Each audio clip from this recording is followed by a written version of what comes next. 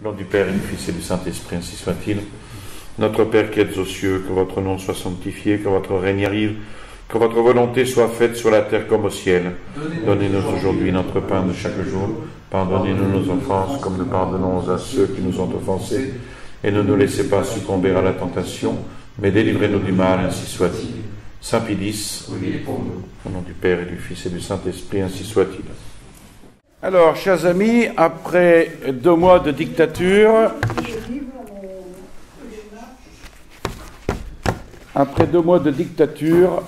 nous revenons aux choses sérieuses. Nous poursuivons les écrits de Saint Pie X, que j'ai l'intention de voir au complet. Tout d'abord, quelques allocutions, lettres, etc.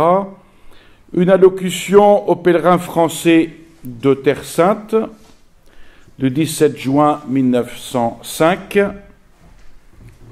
de laquelle j'ai retenu 2 petites choses principales.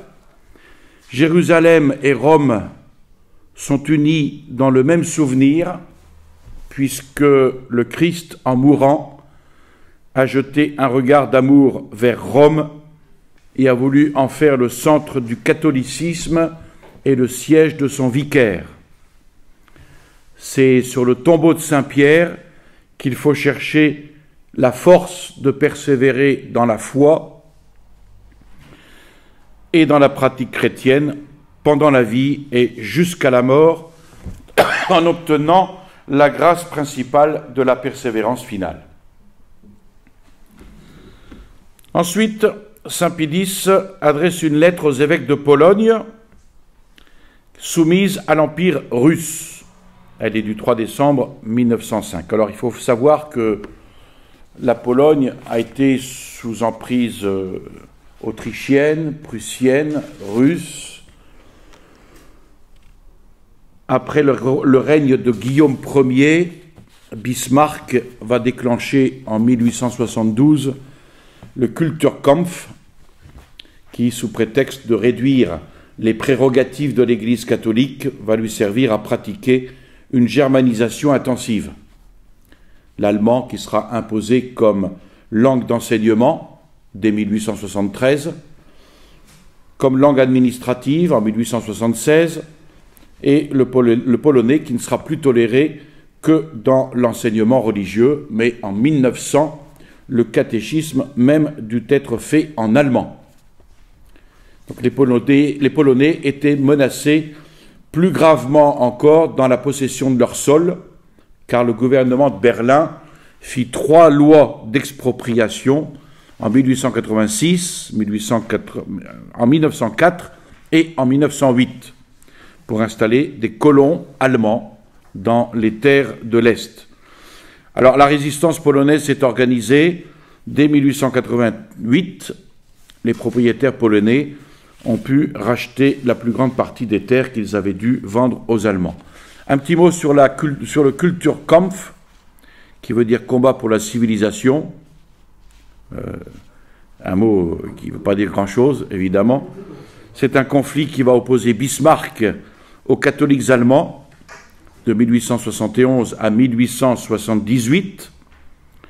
Bismarck avait vu avec une grande inquiétude la naissance d'un parti catholique allemand, le parti du centre, qui risquait de rallier toutes les oppositions catholiques à la Prusse et de remettre en question l'unité de l'empire que Bismarck venait de fonder.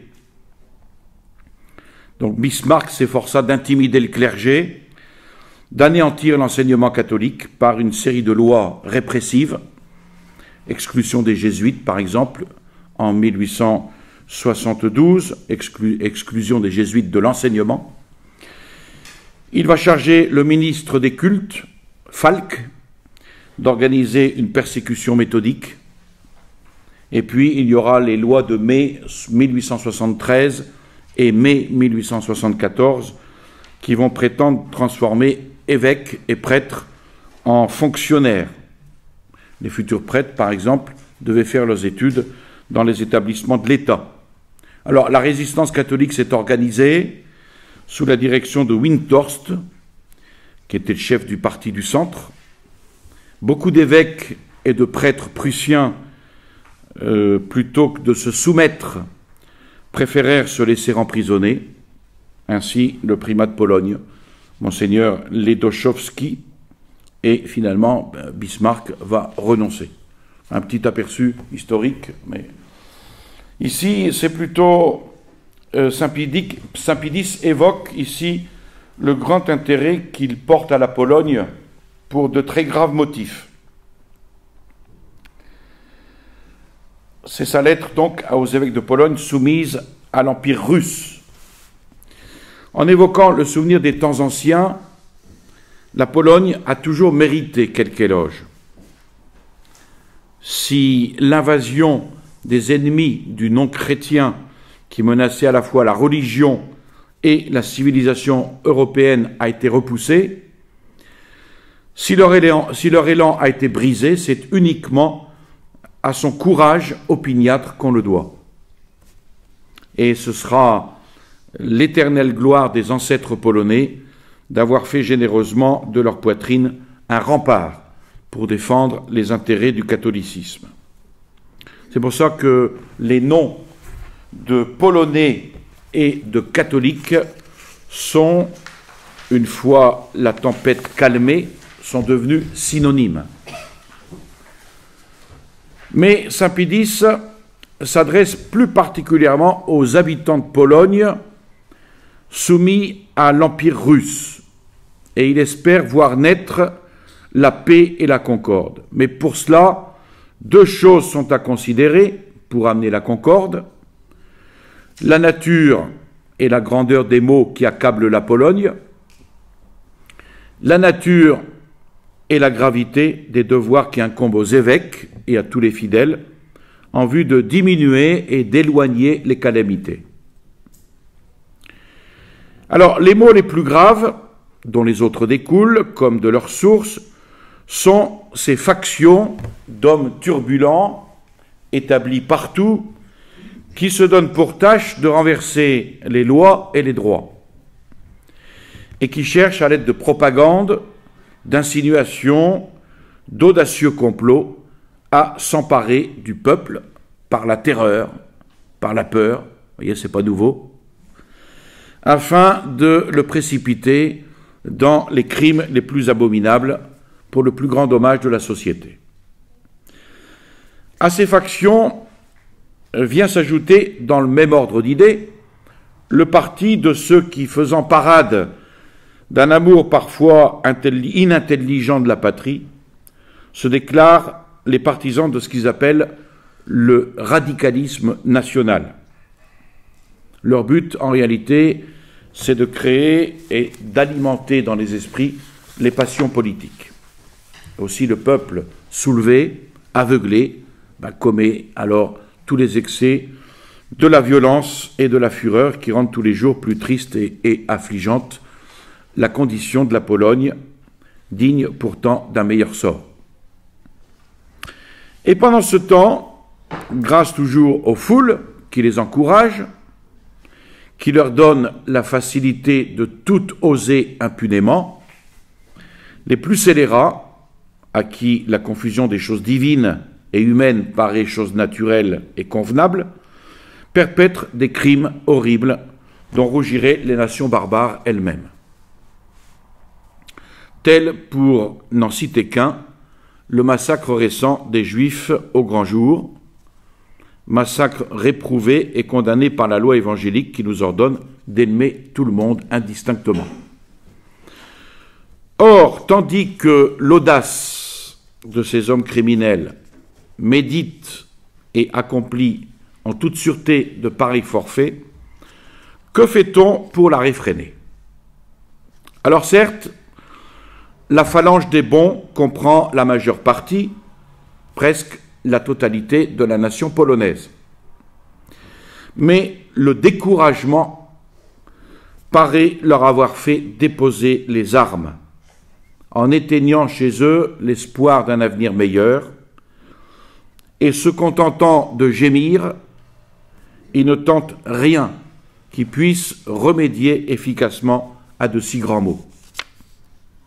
Mais pleurs et gémissements ne sont d'aucune utilité si tous les Polonais, soumis par un pacte à l'Empire russe, n'appliquent sérieusement leur esprit et leur force à réparer les maux faits par les perturbateurs, soit à la religion, soit à l'ordre politique et social. Et saint Pidis rappelle ici la foi de l'ancienne Pologne, tout ce qu'elle a souffert pour la sainte religion, et considère sa situation, sa condition actuelle si troublée, qu'il lui vient à l'esprit ces généreuses paroles que Mattathias, mourant, adressait à ses enfants dans le livre de Malachie. Maintenant règne l'orgueil et sévit le châtiment. C'est un temps de ruine et d'ardente colère. Maintenant donc, ô mes fils, déployez votre zèle pour la loi et donnez vos vies pour l'alliance de vos pères. Souvenez-vous des œuvres que vos pères ont accomplies de leur temps et vous recevrez un nom et une gloire immortelle.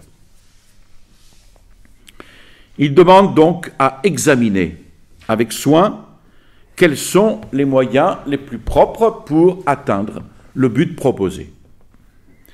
Et saint Pidis n'en voit pas d'autre que les devoirs qui incombent à chacun. Il met au premier rang celui qu'ont les Polonais d'estimer comme elle le mérite, et de préférer à tout la profession de cette religion catholique qu'ils ont héritée, grâce à Dieu, de leurs aïeux. C'est une nécessité pour eux de la garder, de la pratiquer, non seulement de bouche et en parole, mais en fait et en vérité. Donc, mettre au premier rang cette sainte religion du Christ qui exige que nous ne nous laissions jamais entraîner par les passions de l'âme, mais que nous les soumettions à l'empire d'une saine raison. C'est pourquoi il invite les catholiques à se tenir éloignés des factions ennemies de la loi divine, et qu'ils ne croient pas que le fait d'agir dans un but d'utilité humaine les excuse de toute faute. Car là encore, la doctrine catholique nous avertit qu'il faut préférer la conquête des biens éternels à celle des avantages passagers du temps, selon la fameuse parole de notre Seigneur que sert à l'homme de gagner l'univers s'il vient à perdre son âme. Alors ce principe établi, il suit que les catholiques ont le devoir, au milieu des transformations et des bouleversements qui agitent actuellement l'Empire de Russie, et par suite la Pologne russe, de se maintenir dans la paix et dans l'ordre. Et à ce propos, saint Pidis rappelle les propos de Léon XIII aux Polonais, propos qu'il donnait le 19 mars 1894. Les sujets doivent toujours respect et fidélité à leur prince, comme à Dieu même, qui règne par leur intermédiaire. Ils doivent leur obéir non seulement par crainte, mais par conscience. Ils doivent prier, supplier, conjurer, remercier Dieu pour eux, observer l'ordre saint établi dans la société, s'abstenir de tous les complots fomentés par les sectes malfaisantes, éviter toute sédition, contribuer enfin de toute leur force au maintien de la paix et de la justice. Or, pour que les catholiques non seulement aiment et désirent le calme de la paix, mais encore, comme c'est leur devoir, travaillent à le faire naître et à le conserver, il leur est indispensable, insistant sur ce point, imitant sur ce point les exemples des hommes de désordre, il leur est indispensable de se grouper dans des associations, dans des réunions où, mettant en commun leurs idées et leurs efforts, ils combattent avec efficacité pour la religion et la patrie. Ces groupements doivent d'abord avoir pour but d'empêcher absolument les grèves, si préjudiciables au bien public, mais pour les faire disparaître absolument, qu'ils s'appliquent sincèrement à satisfaire à tous les besoins de l'âme et du corps des ouvriers et des prolétaires. Saint Pédis invite les Polonais à ce que tous travaillent et veillent à ce que la patrie ne subisse pas de nouveaux dommages.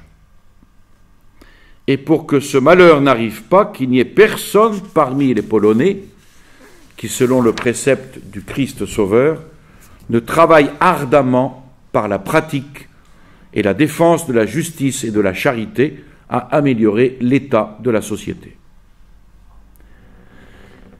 Il est une chose que saint Pédis croit s'imposer particulièrement à l'attention des catholiques, pour devenir des hommes supérieurs et utiles à leur pays, une forte éducation dès la plus tendre enfance est nécessaire. Donc c'est un devoir pour tous de faire tous les efforts possibles, d'employer tous les moyens légaux pour que les jeunes gens catholiques aient des écoles où on leur enseigne les principes de la religion et les bonnes mœurs.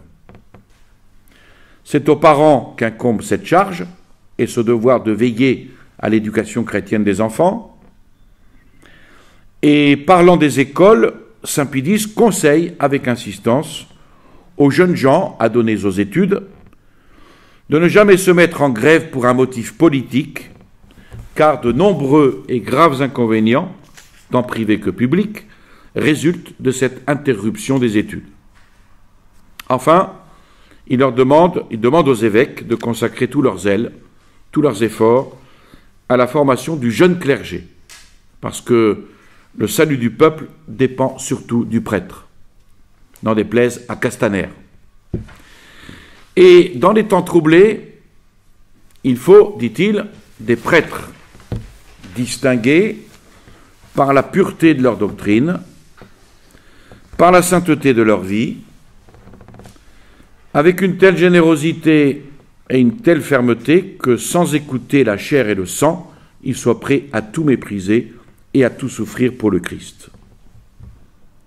Et puis avant de terminer, saint Pédis veut féliciter publiquement l'empereur pour avoir, par un édit du 30 avril 1905, assuré au peuple, ses sujets, la liberté de conscience, entendu évidemment ici dans le bon sens, concession qui a réjoui tous les cœurs, qui a reçu une confirmation, une extension dans un second édit du 30 octobre. Il faut alors que les évêques polonais emploient tous leurs moyens à aider ceux qui, de leur plein gré et de leur propre mouvement, veulent passer à la communion catholique. Il s'agit là non pas d'une question politique, mais d'une question du salut éternel des âmes. C'est donc le droit et la charge des évêques d'établir les règles que devra suivre le clergé dans l'admission à la communion de ceux qui librement le voudront. Et enfin, saint Pédis engage les évêques à réclamer avec empressement, mais sans passion, les droits civils qui leur sont maintenant accordés.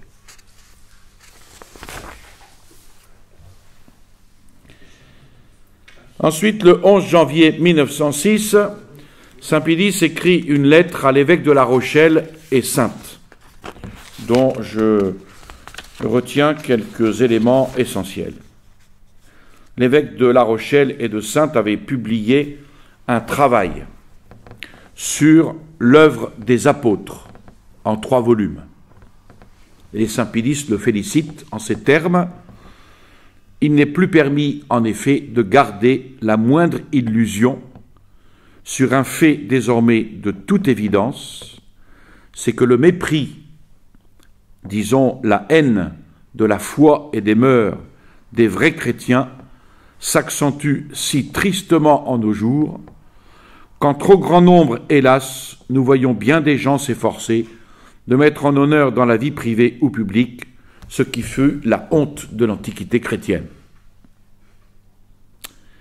Alors que peut-on imaginer de plus efficace pour réprimer un si grand mal que de présenter à un monde qui vieillit et qui tombe en décadence le tableau de l'Église naissante, et de réveiller ainsi dans les âmes, par l'exposé de ce que nos pères ont dit et fait, la sainte ardeur qu'il faut déployer pour répondre aux attaques dirigées contre les sages enseignements et les vertus de la religion chrétienne. C'est là le but du travail de l'évêque de La Rochelle, où il étudie les origines chrétiennes, de façon à se montrer homme, non pas seulement plein de doctrines et de compétences clairvoyantes, mais aussi tout à fait pénétré de cette piété qui caractérisa les temps anciens. Il relève aussi dans l'œuvre de l'évêque sa manière d'exposer les textes sacrés, et il en fait l'éloge, car il s'est appliqué en effet à suivre, par respect de la vérité, et pour l'honneur de la doctrine catholique, la voie dont, sous la direction de l'Église, il ne faut jamais s'écarter. Tout comme on doit condamner la témérité de ceux qui, se préoccupant beaucoup plus de suivre le goût de la nouveauté que l'enseignement de l'Église, n'hésitent pas à recourir à des procédés critiques d'une liberté excessive, il convient de désapprouver l'attitude de ceux qui n'osent en aucune façon rompre avec l'exégèse scripturaire ayant en cours jusqu'à présent, alors même que la foi demeurant d'ailleurs sauve, le sage progrès des études les y invite impérieusement. Et c'est entre ces deux extrêmes qu'il marque sa route. Par l'exemple qu'il donne, il prouve qu'il n'y a rien à craindre pour nos saints livres de la vraie marche en avant réalisée par la science critique, et que même il peut y avoir tout avantage pour ces livres à recourir aux lumières apportées par cette science. Et de fait, il en est ainsi toutes les fois qu'on sait l'utiliser avec prudence et avec un sage discernement. Je vous salue Marie, pleine de grâce, le Seigneur est avec vous. Vous êtes bénie entre toutes les femmes, et Jésus, le fruit de vos entrailles, est béni. Sainte Marie, Mère de Dieu, priez pour nous pauvres pécheurs, maintenant et à l'heure de notre mort, ainsi soit-il. Au nom du Père et du Fils et du Saint-Esprit, ainsi soit-il.